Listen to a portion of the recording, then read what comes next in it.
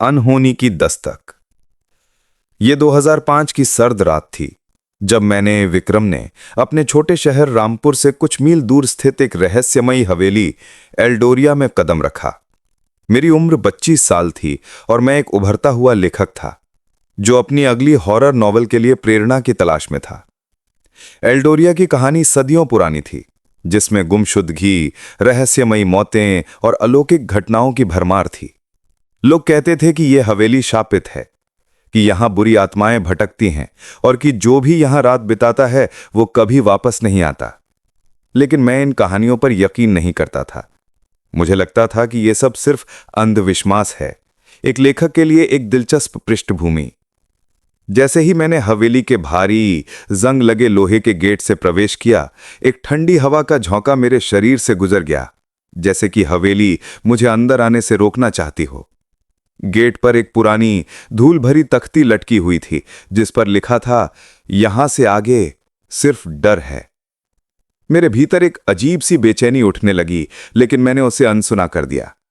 मैं अपनी कार से बाहर निकला और हवेली की ओर बढ़ा। यह एक विशाल गॉथिक शैली की इमारत थी जिसकी दीवारों पर काई जमी हुई थी और खिड़कियों के शीशे टूटे हुए थे। हवेली के सामने एक सूखा फवारा था जिसमें पत्तियां और कचरा भरा हुआ था। अंधेरे में हवेली किसी डरावने राक्षस की तरह दिख रही थी जिसके खाली आंखें मुझे घूर रही हों। मैंने अपनी टॉर्च जलाई और मुख्य द्वार की ओर बढ़ा। लकड़ी का दरवाजा पुराना और भारी था और उस पर एक भयंकर जानवर की नक्काशी बनी हुई थी जिसकी आंखें अंधेरे में चमक रही थीं। मैंने दरवाजे को धक्का दिया और वो एक भयानक चीख के साथ खुल गया। अंदर का माहौल और भी डरावना था। हवा में सीलन और सड़ी हुई लकड़ी की गंध फैली हुई थी। फर्श पर धूल की मोटी परत बिछी हुई थी जिस पर मेरे जूतों के निशान स्पष्ट रूप से दिखाई दे रहे थे। मेरे आसपास सब कुछ गहरा और भयानक लग रहा था। हवेली के हॉलवे में दीवारों पर पुराने फटे हुए चित्र लटके हुए थे जिनमें कुछ लोग अजीब और उदास चेहरों के साथ दिख रहे थे।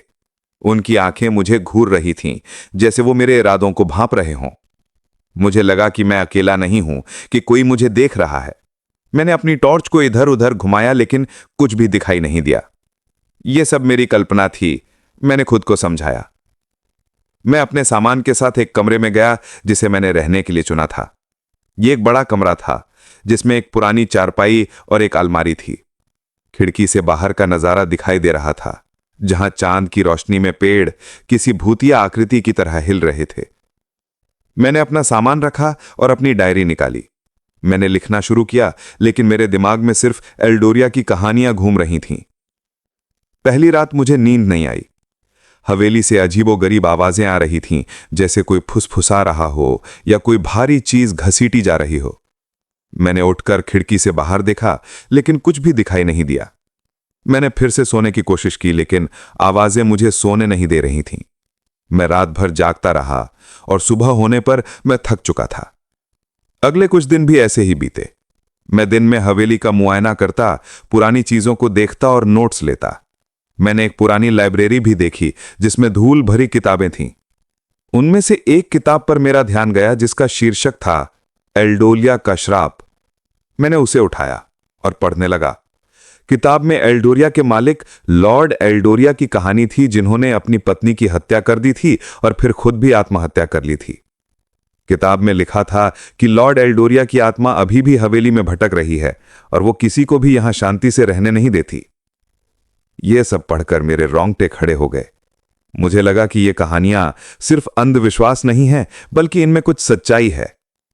लेकिन मैं अभी भी यकीन नहीं करना चाहता था। मैंने खुद को समझाया कि यह सब सिर्फ मेरी कल्पना है, क्योंकि मैं एक हॉरर राइटर हूं।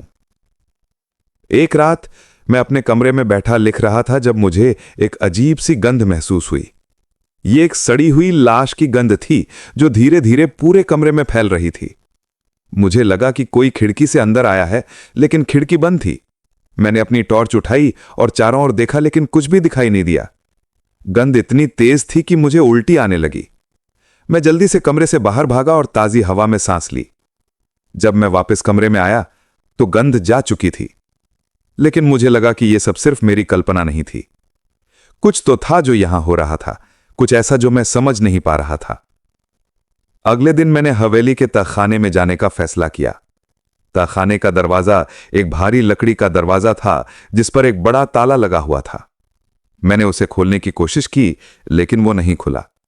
मुझे लगा कि मुझे चाबी ढूंढनी होगी।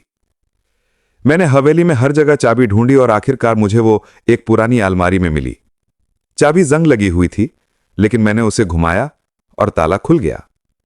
मैंने दरवाजे को धक्का दिया और वो एक भयानक चीख के साथ खुल गया।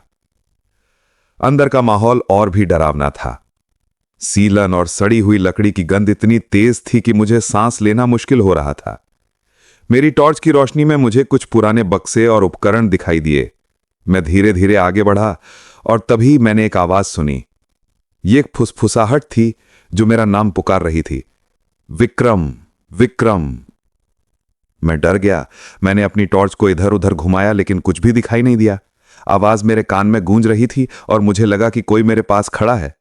मैंने जल्दी से तहखाने से बाहर भागा और दरवाजा बंद कर दिया। मुझे लगा कि मैं पागल हो रहा हूं। मैं समझ नहीं पा रहा था कि क्या हो रहा है।